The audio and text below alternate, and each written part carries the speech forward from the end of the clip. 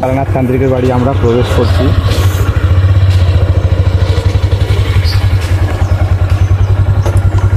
চলে আসলাম তারানাথ তান্ত্রিকের বাড়ি।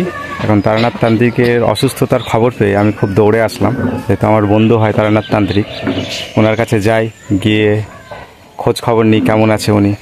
চলুন ওনার সাথে একটু সাক্ষাৎ করে নিই। তারাদা, ভালো আছো? তারানাথ তান্ত্রিক আমাদের, এই হচ্ছে আমাদের তারানাথ তান্ত্রিক। অনেকে খোঁজ করছেন ইউটিউবে, তো উনি প্রফেশনালি উনি কোনো তন্ত্রবিদ্যা করেন না, যেহেতু উনি গ্রামে থাকা লোক। তো অনেকে আমার ফার্স্ট ভিডিওটা দেখার পর খোঁজ করছেন অনেকে, যে ওনার ফোন নাম্বার চাইছেন, কিন্তু উনি তো কোনো ফোন ব্যবহারই করে না। আর দ্বিতীয় কথা হলো উনি তো এখন পুরো অসুস্থ, তন্ত্রবিদ্যা পুরোই ছেড়ে দিয়েছে। এখন ওনার একটু শুনে নিই মুখে যে ওনার তন্ত্রবিদ্যার ইতিহাস, ওনার লাইফ হিস্ট্রি একটু শুনে দিই। তা আমি কিছু কোশ্চেন করি, উনি উত্তর দিই। তারানাথ তান্ত্রিক, সেই যে বড় বড় দাড়ি, সেই বড় বড় জটা যে দেখেছিলেন আপনারা, এখন সেসব আর নেই। উনি অসুস্থ হয়ে পড়েছে, ওনার হাই প্রেশার এবং হাতটা একেবারে অকেজো হয়ে গেছে। হাতটা অকেজো হয়ে গেল, এই হাতে কোনো সেন্স নেই, তাই তো? কোনো কিছু নেই। দাদুর বয়স কত দাদু? এখন বয়সে 95 হয়ে গেছে, তাই তো? আমার বন্ধু তারা ওনার যেহেতু স্ট্রোক হয়ে হাতের অবস্থা একেবারে খারাপ হয়ে গেছে, হাতটা একেবারে তুলতে পারছে না। আপনারা যারা তারানাথ তান্ত্রিকের পার্ট 1টা যারা দেখেছিলেন, আমার বাড়িতে কালী পুজো করেছিল সেই তারানাথ তান্ত্রিক, ওই ভিডিওটা ইউটিউবে দেওয়ার ফলে আমার খুব ভিউজ এসেছিল, একমাত্র এই আমার বন্ধু তারানাথ তান্ত্রিকের দৌলতে। তো উনি আসাতে আমার চ্যানেলের খুব ইমপ্রুভ হয়েছে। আজকে ওনার সাথে সাক্ষাৎ করে নিই, ওনার ইন্টারভিউ একটু নিয়ে নিই। তো দাদু, ওই কবে থেকে কি হলো একটু বলো। এই রবিবারের দিনকে, পয়লা বৈশাখের দিন আর কি, রবিবারের দিন। হ্যাঁ, রবিবারের দিনকে ওই 11টা-12টার সময় এরকম হয়েছে। দাদু, অনেকে তোমাকে খোঁজ খবর করছে ইন্টারনেটে এবং ইউটিউবে, তোমার ব্যাপারে অনেকে জানতে চাইছে যে তারানাথ তান্ত্রিক ব্যক্তিটা কে, এবং তোমার তন্ত্রবিদ্যার ইতিহাস, কবে তুমি সংসার ছেড়েছো, কোথায় সাধনা করেছো, গুরুদেবকে, কোথায় বাড়ি, কিভাবে তুমি মা কালীকে পেলে, এই সব। তো দাদু, তোমার তন্ত্রবিদ্যার ইতিহাস কত দিনের, কত বছরের? ধরেন আজকে নেই অন্তত তার 40 বছর। 40 বছর, তাই তো? তো তুমি আগে তো গৃহী ছিলে?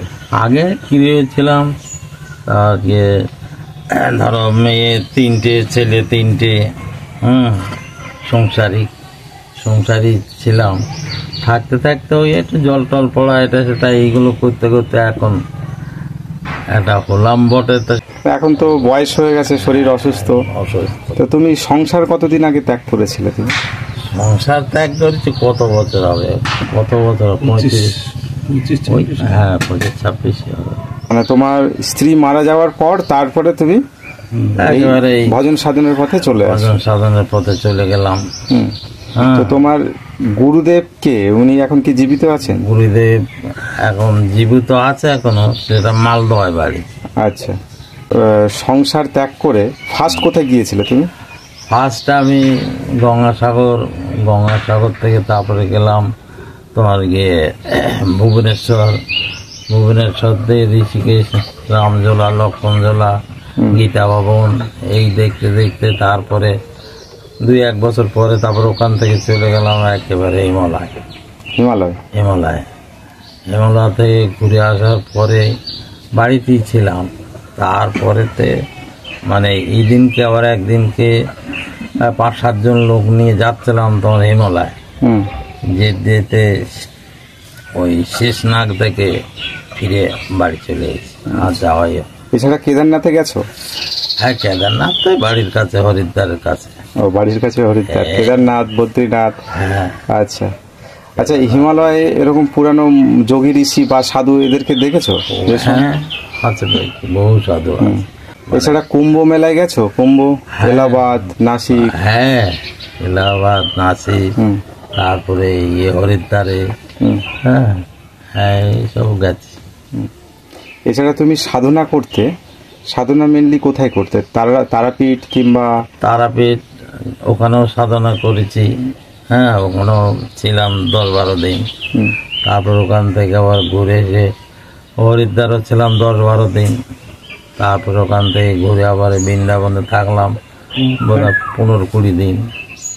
তোমার কাছে যে হারটা আছে, এই হারটার ইতিহাস কি? হারটা কোথা থেকে তুলে নিয়ে এসেছিল?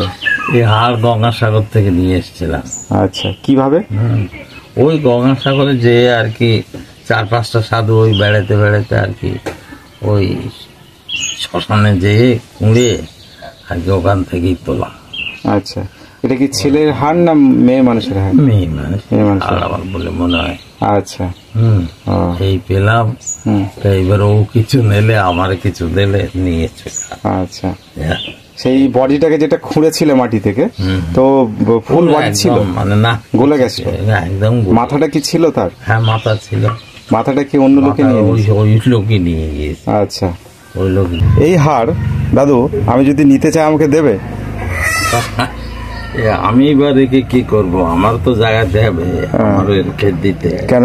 এই হার তো সাধনা করতে হবে না আমাকে নিয়ে গেলে? হ্যাঁ, সাধনা করতে হবে, মানতে হবে, চিনতে হবে, এটা জানতে হবে, ওকে আবার জাগাতে হবে, তাই তো? হ্যাঁ। তো আমার কাছে কি খেতে চাইবে যদি আমি নিয়ে রাখি? তুমি রাখলে রেখে দেবা। খেতে আর কি দেবো? আবার রক্ত চাইবে না তো খেতে? রক্ত চাবে না। আচ্ছা, এই হলো সেই দাদুর তন্ত্রবিদ্যা হার। তো আমি নিতে চাইলে দাদু আমাকে দিয়ে দেবে, কিন্তু এই হারকে আমি ধরে রাখতে পারবো না, কারণ অমাবস্যা হলে এ খেতে চাইবে। তখন যদি একে খাদ্য না দিতে পারি, এ তখন আমার উপরে ভর করবে। তো নেবো না দাদুর জিনিস, দাদু চলে যাক, কেন এই ভৌতিক জিনিস, এ নিয়ে খেলা করা খুব মুশকিল। এ যার জিনিস তার কাছে থাকা ভালো। যদি আমি রেখে দিই তাহলে দেখা গেল আমার উপরে চড়াও হবে। তা তো বটে। আচ্ছা, তোমার জীবনে কিছু স্মরণীয় ঘটনা যেটা তুমি সাধনা করতে গিয়ে কোনো ভৌতিক উপদ্রব হয়েছে? ভূত উপদ্রব পেয়েছি, হ্যাঁ। সেগুলো তো ও এমনি সব, মানে ও কাছেই আসবে না কেউ, তফাৎ ঘুরে চলে যাবে, কাছেই আসবে। তো সেটা কোথায় হয়েছিল? সে সাধনা করতে গিয়ে তারাপীঠে? তারাপীঠে। আচ্ছা, তারাপীঠে সত্যি ভূত আছে? হ্যাঁ, আছে, ভূত আছে, সখী আছে, তবে নিজে জাগ্রত হয়ে থাকলে ওখানে দেখা যাবে। আচ্ছা, দেখা যাবে। তুমি কামাখ্যায় গেছো? 7-8 বার গেছে। 7-8 বার? হ্যাঁ। ওটা কি সত্যি তারা তন্ত্র সাধনার দেশ বলা হয় কামাখ্যাকে? তন্ত্র সাধনার দেশ। আমরা যে শুনি যে ওখানে পরীরা আছে, ওখানে কি পরীরা সত্যি আছে? না, আগে হয়তো ছিল বাপ ঠাকুরদার আমলে, তখন তো জঙ্গলা ছিল, তখন হয়তো ছিল। এখন আর পরি টরি নেই, এখন সব মানুষ। আচ্ছা, সব মানুষ। আবার ওই যে তোমার বৈশিষ্ট্যমণি, বিশ্বমিত্রমণি যে জঙ্গলে রয়েছে, সেই জঙ্গল আবার আরো দূরে। সেই জঙ্গলে লোকজন আগে ছিল না, এখন সেখানেও লোকজন হয়ে গেছে, যার ফলে সে পড়িয়ে আর কোনো লাইন পায় না সেখানে, পড়িয়ে এমনি সব পেলিয়েছে, সব নেই, এখন সব মানুষ। তো শোনা যেত নাকি যারা এরকম তন্ত্র সাধনা শিখতে যেত তাদেরকে নাকি ছাগল গরু করে রেখে দিত, এগুলো রেখে দিত? কোথায় সেটা রেখে দিত? ওকে নেই। সেসব মানে নিষ্পৃত্তি হয়ে গেছে, নেই আর কিছু। আচ্ছা, সেসব আর নেই। তবে মন্দির টন্দির সবই আছে।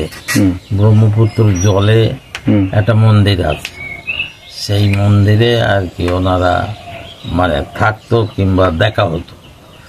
সেই মন্দির আছে, তবে সেখানে লোকজন বসবাস হয়ে গিয়েছে, এখন লোকের বসবাস দূর হয়ে। ভারতবর্ষের প্রায় অনেক জায়গায় তাহলে তুমি ঘুরে নিয়েছো? হ্যাঁ, অনেক জায়গায়। তাহলে ট্রেনে চাপলে কি টিকিট নিত তোমার কাছে? না, তোমাদের পাস থাকতো, তাই তো? পাস আছে আমাদের। তারানাথ তান্ত্রিকের নিজের মুখ থেকে শুনলেন ওনার জীবনের বায়োগ্রাফি, ওনার জীবনের ইতিহাস। তো এই তারানাথ আর আগের তারানাথ অনেক পার্থক্য দেখুন। তো একটু ভগবানের কাছে প্রার্থনা করি যেন উনি সুস্থ হয় এবং আবার নতুন করে ওনার তন্ত্রবিদ্যা শুরু করুক। এই তো গেল তারানাথ তান্ত্রিকের ইন্টারভিউ। তারানাথ তান্ত্রিকের সাধনা গৃহ, যেখানে উনি সাধনা করতেন, সেই ঘরটা একটু দেখাচ্ছি।